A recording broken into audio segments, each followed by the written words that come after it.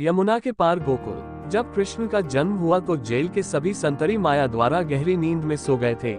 Jail के दरवाजे स्वतः ही खुल गए। उस वक्त भारी बारिश हो रही थी। यमुना में उफान था। उस बारिश में ही वसुदेव ने नन्हे कृष्ण को एक टोकरी में रखा और उस टोकरी को लेकर वे जेल से बाहर निकल आए। कुछ दूरी पर ही यमुना नदी थी। उन्हें उस पार जाना था, लेकिन कैसे?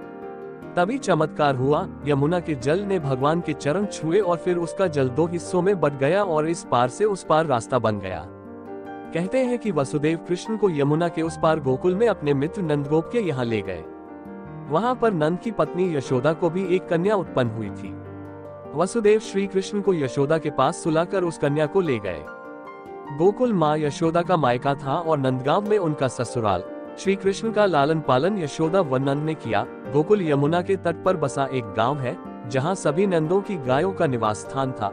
नंद मथुरा के आसपास गोकुल और नंदगांव में रहने वाले आभीर गोपों के मुखिया थे। यहीं पर वसुदेव की दूसरी पत्नी रोहिणी ने बलराम को जन्म दिया था। बलराम देवकी के 7वें गर्भ में थे, जिन्हें योगमाया ने आकर्षित करके रोहिणी के गर्भ में डाल दिया था। यह स्थान गोप लोगों का था। मथुरा से गोकुल की दूरी महज 12 किलोमीटर है।